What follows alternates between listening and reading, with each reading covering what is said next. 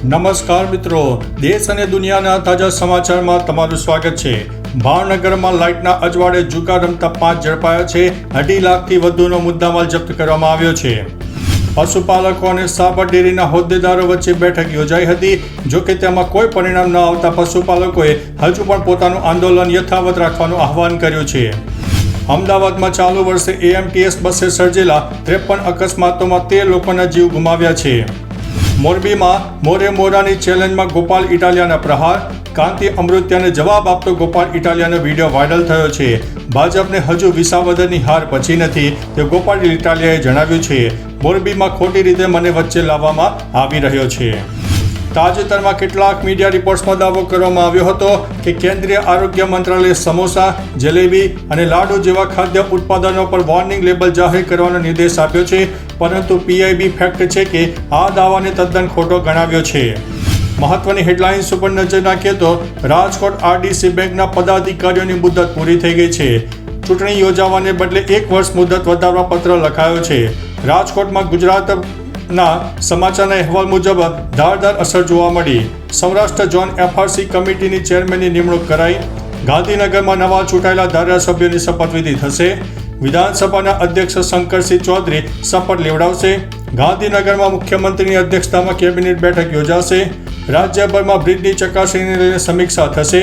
જામનગરમાં અદાણી કંપનીની સત્તાવાર એન્ટ્રી થઈ ગઈ છે। અદાણી અને જામ સાહેબની મુલાકાતને લઈને હવે ચર્ચાઓ જાગી છે।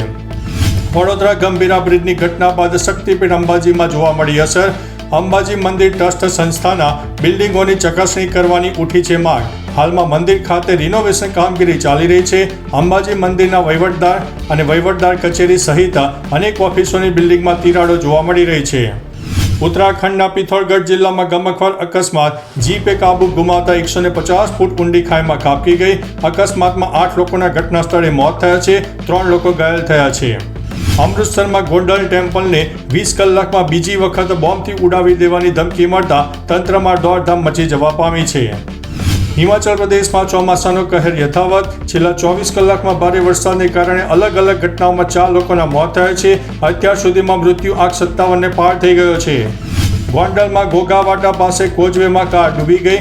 બીએપીએસ ગુરુકુળના પૂર્વ પ્રિન્સિપાલ આદર્શ શિક્ષક કૃષ્ણભાઈ પંડ્યાનું પણ મૃત્યુ થયું છે।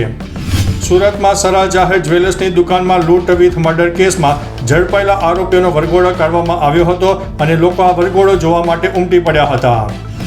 વડોદરામાં ઝોનમાં ક્ષતિગ્રસ્ત કુલ 534.8 કિલોમીટરના રસ્તાઓમાંથી 378 કિલોમીટર રસ્તાઓમાં પેચવર્કની કામગીરી પૂરી કરી દેવામાં આવી છે।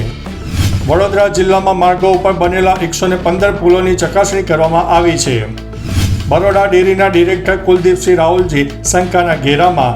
જ્યાં તેઓ રહેતા નથી, તેમના નામે કોઈ પશુ નથી, ત્યાં દૂધ ભરાયું। સમગ્ર મામલે ડેસર પોલીસ મથકમાં ફરિયાદ સ્વરૂપે અરજી દાખલ કરવામાં આવી છે।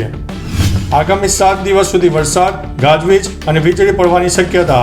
પશ્ચિમી હિમાલય ક્ષેત્ર અને મેદાનોમાંથી ઘણી જગ્યાએ વાવાઝોડા અને વીજળી પડવાની શક્યતા। તમિલનાડુ, પશ્ચિમ રાજસ્થાન, સૌરાષ્ટ્ર અને કચ્છમાં પણ હળવો વરસાદ પડી શકે છે।